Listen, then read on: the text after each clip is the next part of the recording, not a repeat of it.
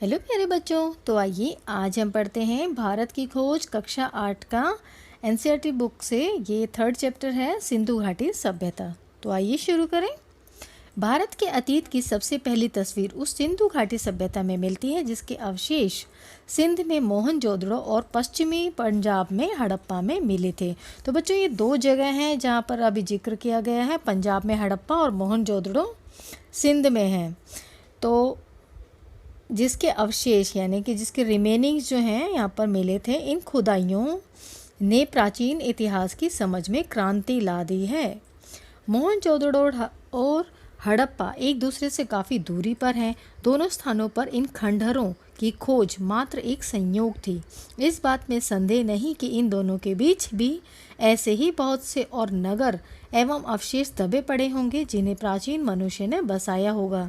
यह सभ्यता विशेष रूप से उत्तर भारत में दूर दूर तक फैली थी। संभव है कि भविष्य में भी इस सुदूर अतीत को उद्घाटित करने का काम हाथ में लिया जाए और महत्वपूर्ण नई खोजें की जाएं। इस सभ्यता के अवशेष इतनी दूर दूर जगहों पर मिले हैं, जैसे पश्चिम में काठियावाड़ में और पंजाब के अंबाला जिले में।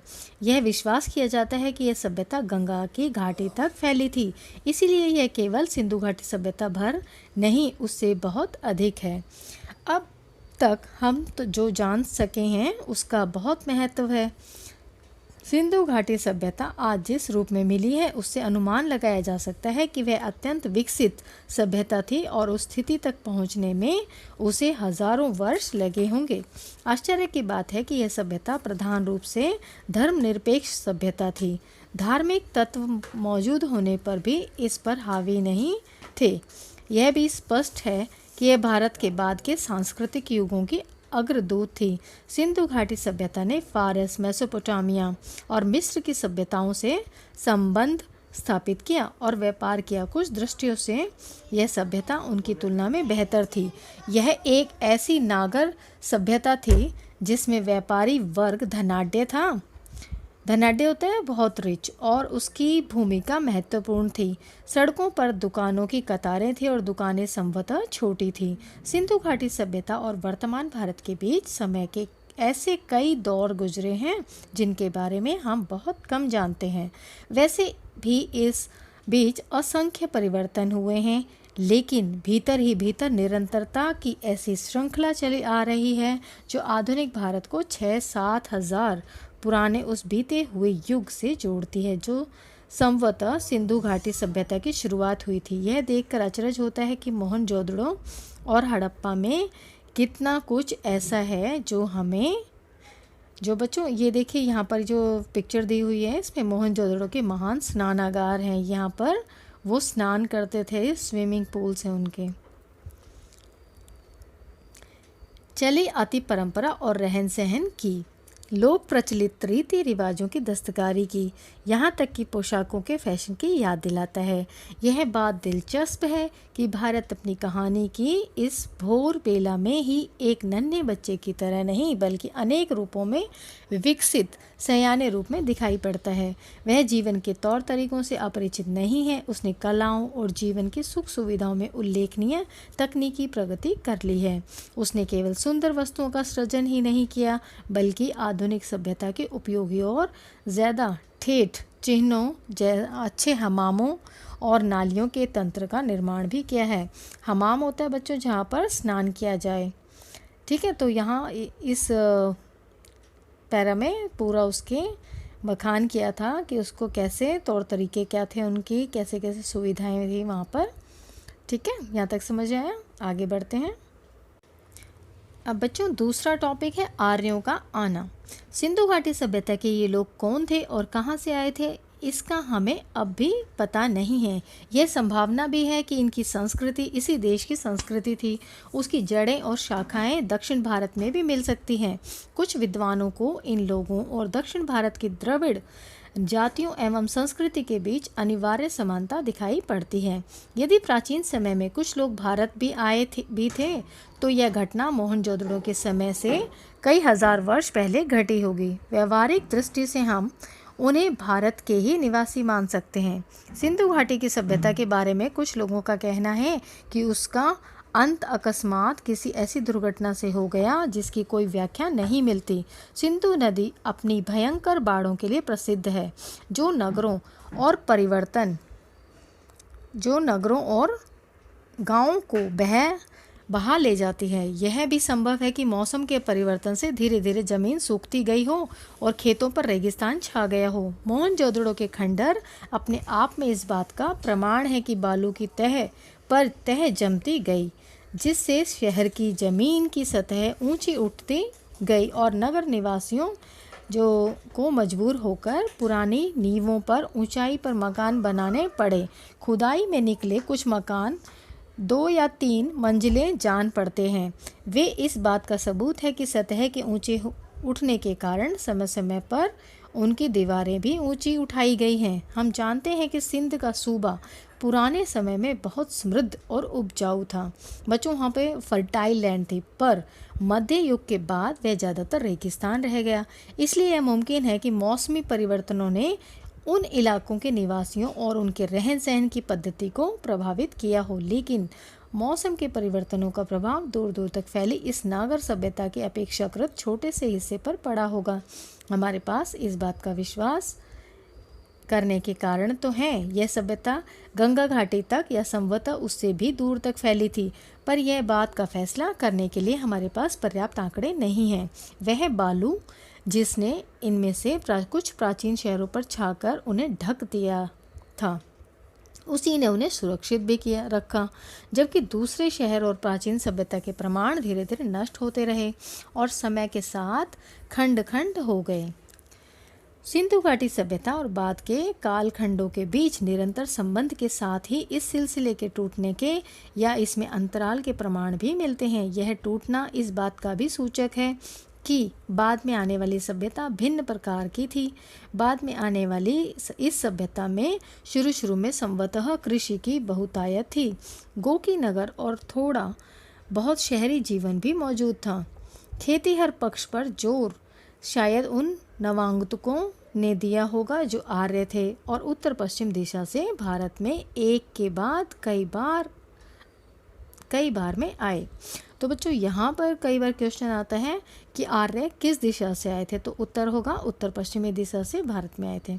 ऐसा माना जाता है कि आर्यों का प्रवेश सिंधु घाटी युग के लगभग 1000 वर्ष बाद हुआ और यह भी संभव है कि इसमें इतना बड़ा समय का अंतर न रहा हो और पश्चिमोत्तर दिशा से भारत में ये कबीले और जातियाँ समय समय पर आती रही हों और भारत में जज होती रही हूँ। सबसे पहला बड़ा सांस्कृतिक समन्वय और मेल जोल बाहर से आने वाले आर्यों और उन द्रविड़ जाति के लोगों के बीच हुआ जो संभवतः सिंधु घाटी सभ्यता के प्रतिनिधि थे।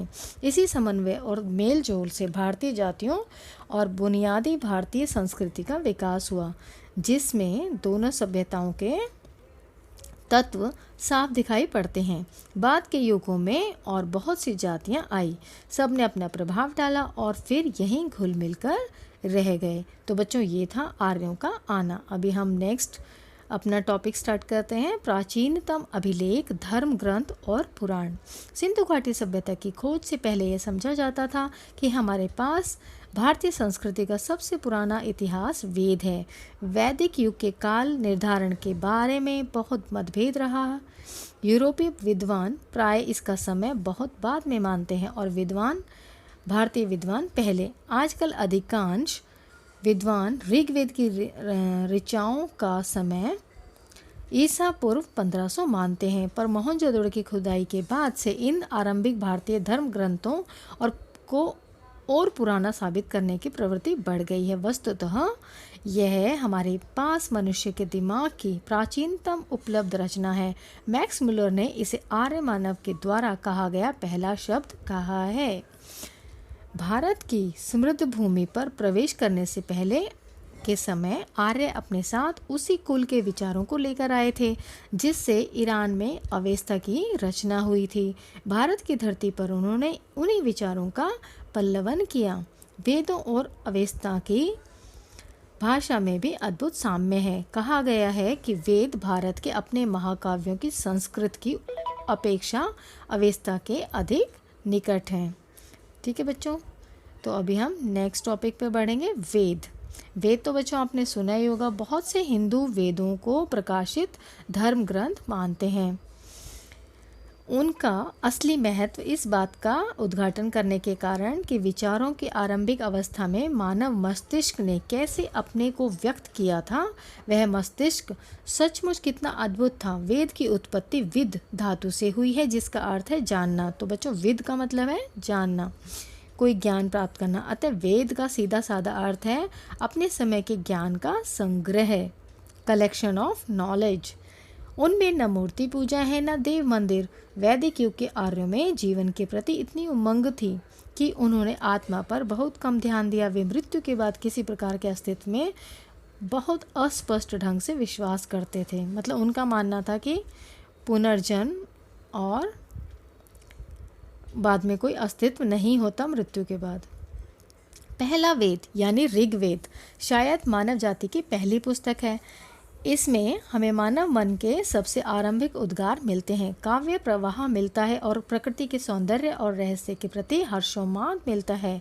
इसके अलावा हमें मनुष्य के उन साहसिक कारनामों का रिकॉर्ड मिलता है जो लंबे समय पहले किए गए। यहीं से भारत ने एक ऐसी तलाश आरंभ की जो उसके बाद कभी समाप्त नहीं हुई। सभ्यता के उषा काल में ही प्रबल और सहज कल्पना से संपन्न लोग जीवन में छिपे हुए अनंत रहस्यों को जानने के लिए सजग हुए। उन्होंने अपनी सहज आस्था के कारण प्रकृति के प्रत्येक तत्व और शक्ति में देवत्व का आरोप किया, पर इस सब में साहस और आनंद का अभाव था। बहुत से पश्चिमी लेखकों ने इस ख्याल को बढ़ावा दिया है कि भारतीय लोग परलोक परायण हैं। मैं समझता हूँ कि हर देश के निर्धन और अभागे लोग एक हद तक परलोक में विश्वास करने लगते हैं, जब तक कि वे क्रांतिकारी नहीं हो जाते। यही बात गुलाम देश के लोगों पर लागू होती है। हमें भारत में भी और स्थानों की ही तरह विचार और कर्म की दो समांतर विकसित होती धाराएं दिखाई पड़ती हैं, एक जो जीवन को स्वीकार करती है और दूसरी जो जिंदगी से बचकर निकल जाना चाहती है। अलग अलग युगों में कभी बल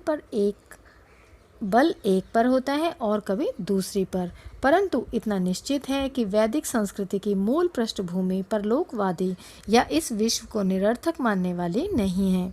जब भी भारत की सभ्यता में बहार आई, तब ऐसे हर दौर में जीवन और प्रकृति में लोगों ने गहरा रस लिया, जीने की प्रक्रिया में आनंद लिया। ऐसे ही युगों में कला, संगीत और साहित्य, साथ ही गाने नाचने की कला, चित्रकला और रंगमंच सब का विकास हुआ।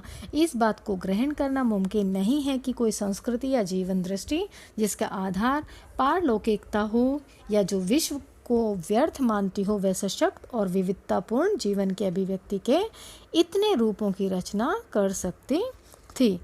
कोई संस्कृति जो बुनियादी तौर पर पारलौकिकतावादी होगी, वह हजारों वर्ष बनी नहीं रह सकती। ठीक है बच्चों, अभी हम नेक्स्ट टॉपिक पर बढ़ते हैं, भारतीय संस्कृति की निरंतरता। नेक्स्ट टॉपिक है भारतीय संस्कृति की निरंतरता। हमें आरंभ में ही ऐसी सभ्यता और संस्कृति की शुरुआत दिखाई पड़ती है जो तमाम परिवर्तनों के बावजूद आज भी बनी हुई है। इसी समय मूल आदर्श आकार ग्रहण करने लगते हैं और साहित्य और दर्शन, कला और नाटक तथा जीवन के और तमाम क्रियाकलाप इन आदर्शों और विश्व दृष्टि के अनुकूल चलने लगते हैं। इसी समय उस विशिष्टतावाद और छुआछूत की प्रवृत्ति का आरंभ दिखाई पड़ता है जो बाद में बढ़ते बढ़ते असह्य हो जाती है। यही प्रवृत्ति आधुनिक युग की जाति व्यवस्था है। यह व्यवस्था एक खास युग की परिस्थिति के लिए बनाई गई। इसका उद्देश्य था उस समय की समाज व्यवस्था को मजबूत बनाना और उसे शक्ति और संतुलन प्रदान करना, किंतु बाद में यह उसी समाज व्यवस्था और मानव मन के लिए कारागृह बन गई। कारागृह होता है बच्चों जेल। फिर भी यह व्यवस्था लंबे समय तक बनी रही। उस ढांचे के भीतर बंधे रहते हुए भी सभी दिशाओं में विकास करने की मूल प्रेरणा इतनी प्राणवान थी कि उसका प्रसार सारे भारत में और उससे आगे बढ़कर पूर्वी समुद्रों तक हुआ। इतिहास के इस लंबे दौर में भारत अलग थलग नहीं रहा। ईरानियों और यूनानियों से, चीनी और मध्य एशियाई तथा अन्य लोगों से उसका संपर्क बराबर बना रहा। 3-4 हजार वर्षों का यह सांस्कृतिक विकास और उसका अटूट सिलसिला अद्भुत है। तो नेक्स्ट टॉपिक है बच्चों उपनिषद। उपनिषदों का समय ईसा पूर्व 800 के आसपास माना जाता है। तो क्वेश्चन आता है कि उपनिषदों का समय क्या है, तो 800 ईसा पूर्व है। वे हमें भारतीय आर्यों के चिंतन में एक और कदम और आगे ले जाते हैं और यह एक लंबा कदम है। उपनिषदों के जांच पड़ताल की चेतना और चीज़ों के बारे में सत्य की खोज का उत्साह दिखाई पड़ता है। पर सही है कि सत्य की यह खोज आधुनिक विज्ञान की वस्तुनिष्ठ पद्धति से नहीं की गई, फिर भी उनके दृष्टिकोण में वैज्ञानिक पद्धति का तत्व मौजूद है। वे किसी किस्म के हठवाद को अपने रास्ते में नहीं आने देते। उनका जोर अनिवार्य रूप से आत्मबोध पर है, व्यक्ति की आत्मा और परमात्मा संबंधी ज्ञान पर है। इन दोनों को मूलतः एक कहा गया है। बाहरी वस्तु जगत को मिथ्या तो नहीं कहा गया है, पर उसे सापेक्ष रूप में सत्य कहा गया है। आंतरिक सत्य के एक पहलू के अर्थ में उपनिषदों का सामान्य झुकाव अद्वैतवाद की ओर है और सारे दृष्टिकोण का इरादा यही मालूम होता है कि उस समय जिन मतभेदों के कारण भयंकर वाद विवाद हो रहे थे उन्हें किसी तरह कम किया जाए। यह समंजन का रास्ता है। जादू टोने में दिलचस्पी या उसी किस्म के लोकोत्तर ज्ञान को सख्ती से निरुत्साहित किया गया है और बिना सच्चे ज्ञान के कर्म कांड और पूजा पाठ को व्यर्थ बताया गया है। उपनिषदों की सबसे प्रमुख विशेषता है सच्चाई पर बल देना। उपनिषदों की मशहूर प्रार्थना में प्रकाश और ज्ञान की ही कामना की गई है। असत से मुझे सत्य की ओर ले चल, अंधकार में मुझे प्रकाश की ओर ले चल, मृत्यु से मुझे अमृतत्व की ओर ले चल। बार बार हमें एक बेचैन मन झांकता दिखाई पड़ता है जो निरंतर किसी खोज में, किसी प्रश्न का उत्तर पाने में लगा है। ऐतरेय ब्राह्मण में इस लंबी अनंत अनिवार्य यात्रा के बारे में एक स्रोत है। हर श्लोक का अंत इस टेक से होता है, चैरवती है यात्री, इसलिए चलते रहो चलते रहो। व्यक्तिवादी दर्शन के लाभ और हानियाँ। उपनिषदों में बराबर इस बात पर जोर दिया गया है कि कारगर रूप से प्रगति करने के लिए जरूरी है कि शरीर स्वस्थ हो, मन स्वच्छ हो और तन मन दोनों अनुशासित में रहे। ज्ञानार्जन या किसी तरह भी उपलब्धि के लिए संयम, आत्मपीड़न और आत्मत्याग जरूरी है। इस प्रकार की तपस्या का विचार भारतीय चिंतन में सहज रूप में निहित है। गांधी जी के नेतृत्व में जिन जन आंदोलनों ने भारत को हिला दिया और उनके पीछे जो मनोवृत्ति काम करती रही है, उसकी सही समझ के लिए इस विचार को समझना जरूरी है। भारतीय आर्य अपने में भिन्न ओरों से विश्वासों और जीवन शैलियों के प्रति चरम सहनशीलता के कारण उन झगड़ों से बचाते रहे जो अक्सर समाज को खंड खंड कर देते हैं। उन्होंने एक तरह का संतुलन बनाए रखा। एक व्यापक ढांचे के भीतर रहते हुए भी लोगों को अपनी पसंद की जिंदगी बसर करने की काफ़ी छूट देकर उन्होंने एक प्राचीन और अनुभवी जाति की समझदारी का परिचय दिया। उनकी ये उपलब्धियाँ बहुत अनोखी थी। उपलब्धियाँ होते हैं बच्चों अचीवमेंट्स, लेकिन उनके इसी व्यक्तिवाद का परिणाम यह हुआ कि उन्होंने मनुष्य के सामाजिक पक्ष पर, समाज के प्रति उसके कर्तव्य पर कम ध्यान दिया। हर व्यक्ति के लिए जीवन बटा और बंधा हुआ था। उसके मन में एक समग्र समाज की न कोई कल्पना थी, न उसके प्रति कोई दायित्व का बोध था। दायित्व होता है बच्चों रिस्पॉन्सिबिलिटी। इस बात का भी कोई प्रयास नहीं किया गया कि वे समाज के साथ एकात्मकता महसूस करें। इस विचार का विकास शायद आधुनिक युग में हुआ। किसी प्राचीन समाज में यह नहीं मिलता, इसीलिए प्राचीन भारत में इसकी उम्मीद करना गैर मुनासिब होगा। व्यक्तिवाद, अलगाववाद और ऊंच नीच पर आधारित जातिवाद पर भारत में कहीं अधिक बल दिया जाता रहा। बाद में हमारी जनता का दिमाग इस प्रवृत्ति का बंदी बन गया। हमारे पूरे इतिहास में यह एक बहुत बड़ी कमजोरी रही। यह कहा जाता है कि जाति व्यवस्था में शक्ति के बढ़ने के साथ साथ हमारी बौद्धिक जड़ता बढ़ती गई और जाति की रचनात्मक शक्ति धुंधलाती चली गई। तो बच्चों ये टॉपिक था। अब नेक्स्ट टॉपिक है भौतिकवाद। भौतिकवाद हमारा बहुत बड़ा दुर्भाग्य है कि हमने यूनान में, भारत में और दूसरे भागों में भी विश्व के प्राचीन साहित्य के एक बहुत बड़े हिस्से को खो दिया है। यह शायद इसीलिए हुआ कि इन ग्रंथों को आरंभ में ताड़पत्रों या भोजपत्रों पर लिखा गया है। लिखा गया था। तो बच्चों आपने एसएसटी में भी पढ़ा था कि पहले के जितने भी आर्काइव्स हमारे पास मिले तो वो भोजपत्रों, ताड़पत्रों जो उस पर लिखे जाते थे तो वो डिस्ट्रॉय हो जाते थे। कागज़ पर लिखने का चलन बाद में हुआ, क्योंकि कागज़ की जो है बाद में इन्वेंशन हुई। बहुत सी प्राचीन भारतीय पुस्तकें अब तक भारत में नहीं मिली, पर चीनी और तिब्बती भाषा में उनके अनुवाद मिल गए हैं। जो पुस्तकें खो गई हैं उनमें भौतिकवाद पर लिखा गया पूरा साहित्य है, जिसकी रचना आरंभिक उपनिषदों के ठीक बाद हुई थी। इस साहित्य का हवाला अब सिर्फ इनकी आलोचनाओं में मिलता है या फिर भौतिकवादी सिद्धांतों के खंडन के विशद प्रयास में। फिर भी इस बात में कोई संदेह नहीं है कि भारत में सदियों तक भौतिकवादी दर्शन का प्रचलन रहा और जनता पर उस समय उसका गहरा प्रभाव पड़ा। राजनीतिक और आर्थिक संगठनों पर ईसा पूर्व 4वीं शताब्दी में रचित कौटिल्य की प्रसिद्ध रचना अर्थशास्त्र में इसका उल्लेख भारत के प्रमुख दार्शनिक सिद्धांत के रूप में किया गया है। तो बच्चों कौटिल्य जो है चाणक्य हैं, उन्होंने अर्थशास्त्र की रचना की थी। भारत में भौतिकवाद के बहुत से साहित्य को पुरोहितों और धर्म के पुराणपंथी स्वरूप में विश्वास देने वाले लोगों ने बाद में नष्ट कर दिया। भौतिकवादियों ने विचार, धर्म और ब्रह्म विज्ञान के अधिकारियों और स्वार्थ से प्रेरित विचारों का विरोध किया। उन्होंने वेदों, पुरोहिताई और परंपरा प्राप्त विश्वासों पर विचार करते हुए घोषणा की कि विश्वास को स्वतंत्र होना चाहिए और पहले से मान ली गई बातों या अतीत के प्रमाणों पर निर्भर नहीं रहना चाहिए। उन्होंने हर तरह के जादू टोने और अंधविश्वास की घोर निंदा की। उनका सामान्य रुख अनेक दृष्टियों से आधुनिक भौतिकवादी दृष्टिकोण जैसा था। वे अपने आप को अतीत की बेड़ियों और बोझ से मुक्त करना चाहते थे, उन तमाम बातों से जो प्रत्यक्ष दिखाई नहीं देती, साथ ही काल्पनिक देवताओं की पूजा से भी। उनके अनुसार वास्तविक अस्तित्व केवल विभिन्न रूपों में वर्तमान पदार्थ का और इस संसार का ही माना जा सकता है। इसके अलावा न कोई संसार है, न स्वर्ग और नरक, और न ही शरीर से अलग कोई आत्मा। मन एवं बुद्धि और बाकी सब चीज़ों का विकास बुनियादी तत्वों से हुआ है। नैतिक नियम मनुष्य के द्वारा बनाई गई रूढ़ियाँ मात्र है। ठीक है बच्चों, ये टॉपिक यहीं तक था। अभी नेक्स्ट टॉपिक है महाकाव्य, इतिहास, परंपरा और मिथक।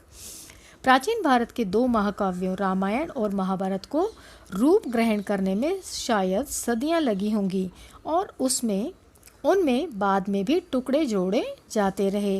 इन ग्रंथों में भारतीय आर्यों के आरंभ के समय का वृत्तांत है, उनकी विजयों और उस समय के गृह युद्धों का, जब वे अपना विस्तार कर रहे थे और अपनी स्थिति को मजबूत कर रहे थे। मुझे इनके अलावा कहीं भी किन्हीं ऐसी पुस्तकों की जानकारी नहीं है जिन्होंने आम जनता के मन पर लगातार इसका व्यापक प्रभाव डाला हो। इतने प्राचीन समय में रची जाने के बावजूद भारतीयों के जीवन पर आज भी इनका जीवंत प्रभाव दिखाई पड़ता है। ये दोनों ग्रंथ भारतीय जीवन का अंग बन गए हैं। इनमें हमें सांस्कृतिक विकास की विभिन्न श्रेणियों के लिए ठेठ भारतीय ढंग के साथ सामग्री उपलब्ध है, अर्थात उच्चतम बुद्धिजीवी से लेकर साधारण अनपढ़ और अशिक्षित देहाती तक के लिए। इनके द्वारा हमें प्राचीन भारतीयों की वह रहस्य कुछ कुछ समझ में आता है जिससे वे अनेक रूपों में विभाजित और जात पात की ऊंच नीच में बटे समाज को एकजुट रखते थे, उनके मतभेदों को सुलझाते थे। उन्होंने लोगों में एकता का ऐसा नज़रिया पैदा करने का प्रयत्न किया जो हर तरह के भेदभाव पर छा गया और बराबर बना रहा। भारतीय पुराकथाएं महाकाव्यों तक सीमित नहीं है, उनका इतिहास वैदिक काल तक जाता है और वे अनेक रूप आकारों में संस्कृत साहित्य में प्रकट होती रही हैं।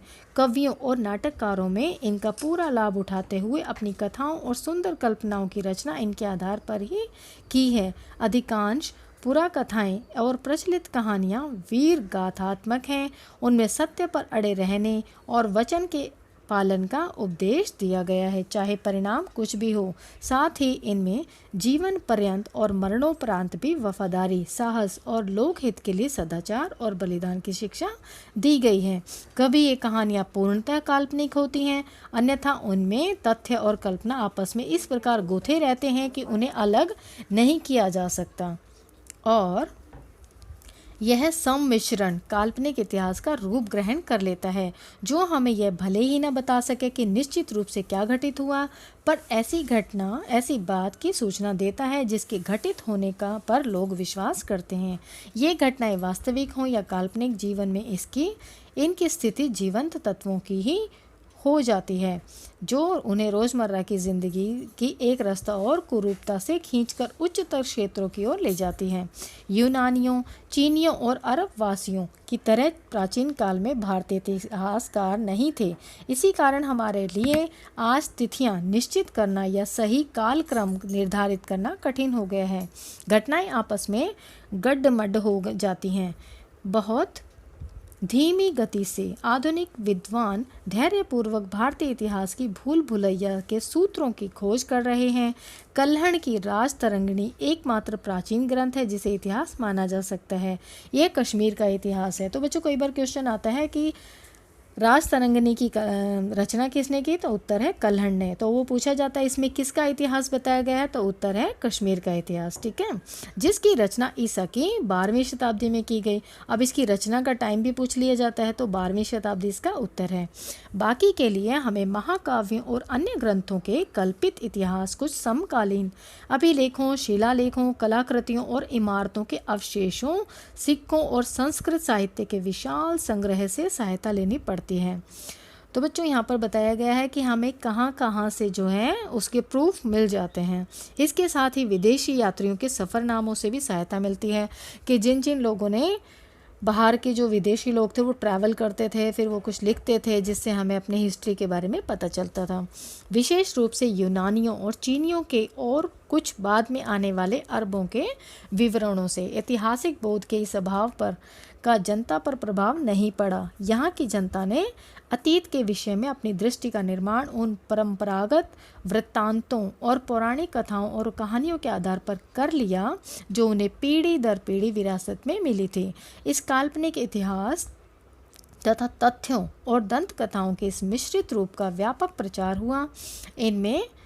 इनसे जनता को एक मजबूत और टिकाऊ सांस्कृतिक पृष्ठभूमि मिली, लेकिन इतिहास की उपेक्षा के कारण हमारे दृष्टिकोण में धुंधलापन पैदा हुआ, जिंदगी से अलगाव पैदा हुआ और तथ्यों के बारे में दिमागी उलझन और सहज विश्वास करने की प्रवृत्ति पैदा हुई। तो यहाँ तक ये टॉपिक था। अभी नेक्स्ट टॉपिक है बच्चों महाभारत। महाभारत तो बच्चों अभी आपने टीवी पर भी देखी होगी, तो आपको इसका आइडिया होगा ही कैसी थी, इसमें क्या कहानी थी। तो अभी उसको हम एक बार रिवाइज कर लेते हैं, देख लेते हैं इसमें क्या लिखा है। महाभारत महाकाव्य के रूप में रामायण एक महान रचना है और लोग उससे बहुत प्रेम करते हैं, परंतु महाभारत का दर्जा विश्व की श्रेष्ठतम रचनाओं में से है। यह कृति परंपरा और दंत कथाओं का तथा प्राचीन भारत की राजनीतिक और सामाजिक संस्थाओं का विश्वकोश है। लगभग 10 वर्ष बल्कि उससे भी कुछ अधिक समय से इस विषय के अधिकारी भारतीय विद्वान इसका प्रामाणिक संस्करण प्रकाशित करने की दृष्टि से विभिन्न उपलब्धों पाठों की जांच और मिलान करने में व्यस्त हैं। उन्होंने कुछ अंश प्रकाशित करके जारी भी कर दिए हैं, लेकिन यह कार्य अब भी अधूरा है। शायद यही समय था जब भारत में विदेशी लोग आ रहे थे और वे अपने रीति रिवाज अपने साथ ला रहे थे। इनमें बहुत सी रीति रिवाज आर्यों से मेल नहीं खाते थे, इसीलिए विरोधी विचारों और रिवाजों का विचित्र घालमेल दिखाई पड़ता है। आर्यों में स्त्रियों के अनेक विवाह का चलन नहीं था, किंतु महाभारत की कथा कि एक विशेष नायिका एक साथ 5 भाइयों की पत्नी है। धीरे धीरे यहाँ पहले से मौजूद आदिवासियों के साथ नए आने वाले लोग भी आर्यों के साथ घुल मिल कर एक हो रहे थे और इस नई स्थिति के अनुरूप वैदिक धर्म में संशोधन किया जा रहा था। संशोधन होता है बच्चों करेक्शन, अमेंडमेंट। इनसे सबको समेट कर चलने वाला वह उदार व्यापक रूप ग्रहण कर लिया था जिससे आधुनिक हिंदू धर्म निकला। यह इसीलिए संभव हो सका क्योंकि बुनियादी नज़रिया यह जान पड़ता है कि सत्य पर किसी का एकाधिकार नहीं हो सकता। उसे देखने और उस तक पहुंचने के बहुत रास्ते हैं, इसलिए सब तरह के अलग अलग यहाँ तक के विरोधी विश्वासों को भी सहन कर लिया गया। महाभारत में हिंदुस्तान की या जिसे दंत कथाओं के अनुसार जाति के आदि पुरुष भरत के नाम पर भारतवर्ष कहा जाता है। बुनियादी एकता पर बल देने की निश्चित कोशिश की गई है। इसका एक और पहले का नाम था आर्यवर्त यानी आर्यों का देश, किंतु यह नाम मध्य भारत में विंध्य पर्वत तक फैले उत्तर भारत के इलाकों तक सीमित था। रामायण की कथा दक्षिण में आर्यों के विस्तार की कहानी है। वह विराट गृह युद्ध जो बाद में हुआ और जिसका वर्णन महाभारत में किया गया है, उसके बारे में मोटे तौर से अंदाज़ा लगाया गया है कि वह ईसा पूर्व 14वीं शताब्दी के आसपास हुआ होगा। वह लड़ाई भारत या संभवतः उत्तरी भारत पर एकाधिकार स्थापित करने के लिए लड़ी गई थी।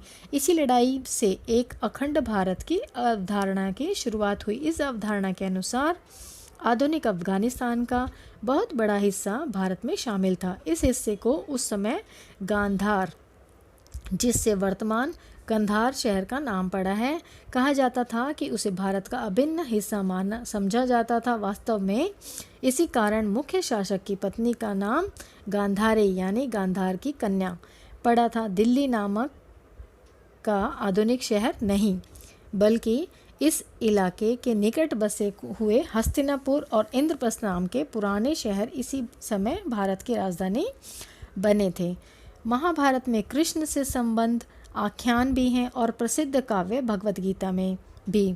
गीता के दर्शन के अलावा इस ग्रंथ में शासन कला और सामान्य रूप से जीवन के नैतिक और आचार संबंधी सिद्धांतों पर जोर दिया गया है। धर्म की इस बुनियाद के बिना न सच्चा सुख मिल सकता है और न समाज में एका रह सकता है। इसका लक्ष्य है लोक मंगल, किसी विशेष वर्ग का नहीं बल्कि पूरे विश्व का। लेकिन धर्म स्वयं सापेक्ष है और सत्यनिष्ठा, अहिंसा आदि जैसे कुछ बुनियादी सिद्धांतों को छोड़कर खुद समय और मौजूदा परिस्थितियों पर निर्भर करता है। ये सिद्धांत टिकाऊ हैं और अपरिवर्तनशील भी हैं, परंतु इसके अलावा धर्म जो कर्तव्य और जिम्मेदारियों का सम्मिश्रण है, मतलब एक मिक्सचर है जिसमें रिस्पॉन्सिबिलिटी भी है, जिसमें रूल्स ड्यूटीज़ भी हैं। कर्तव्य होते हैं, ड्यूटीज़ समय के साथ बदलता है। अहिंसा पर यहाँ और दूसरी जगहों पर भी जो बल दिया गया है वह दिलचस्प है, क्योंकि अहिंसा और किसी अच्छे मकसद के लिए संघर्ष करने में प्रत्यक्ष रूप से कोई विरोध नहीं दिखाई पड़ता। पूरे महाकाव्य का केंद्र एक विराट युद्ध है। एक बहुत बड़ा युद्ध था जो महाभारत के नाम से हुआ, तो उसका पूरा केंद्र जो है यही है इस महाकाव्य का। जाहिर है कि इस प्रसंग में अहिंसा की अवधारणा का ज़्यादातर संबंध मकसद से था, यानी हिंसा की मानसिकता के अभाव से आत्मानुशासन से, क्रोध और घृणा की भावना पर नियंत्रण से था। महाभारत एक ऐसा समृद्ध भंडार है जिसमें अनेक अनमोल चीज़ें ढूंढी जा सकती हैं। विविधतापूर्ण, भरपूर और खदबदाती जिंदगी से सराबोर है। यह केवल नैतिक शिक्षा की पुस्तक नहीं है। महाभारत से मिलने वाली शिक्षा को एक वाक्य में इस रूप में सूत्रबद्ध किया गया है: दूसरों के साथ ऐसा आचरण नहीं करो जो तुम्हें खुद अपने लिए स्वीकार्य न हो। तो बच्चों, इसमें ये इस लाइन में ये कहा गया है कि हमें ऐसा कोई काम नहीं करना चाहिए जो हमें पसंद ना हो, कि हमारे लिए कोई दूसरा ऐसा काम करे तो हमें दूसरों के लिए भी गलत काम नहीं करना चाहिए। इसमें लोक मंगल पर जो बल दिया गया है वह ध्यान देने योग्य है। महाभारत में कहा गया है जो बात लोक हित में नहीं है या जिसे करते हुए तुम्हें शर्म आए उसे कभी नहीं करना चाहिए। फिर कहा गया है सच्चाई, आत्मसंयम, तपस्या, उदारता, अहिंसा, धर्म का निरंतर पालन सफलता के साधन है, जाति और कुल नहीं। धर्म जीवन और अमरता से बड़ा है। सच्चे आनंद के लिए दुख भोगना आवश्यक है। धन के पीछे दौड़ने वाले पर व्यंग किया गया है। रेशम का कीड़ा अपने धन के बोझ से ही मरता है। और अंत में एक जीवित और विकासशील जनता के लिए आदेश है: असंतोष प्रगति का प्रेरक है। ठीक है बच्चों, यहाँ तक था महाभारत का। तो अभी हम इस वीडियो में यहीं तक कवर करते हैं। नेक्स्ट वीडियो में हम भगवत गीता से स्टार्ट करेंगे। ठीक है, आई होप आपको समझ में आया होगा। Thank you for watching.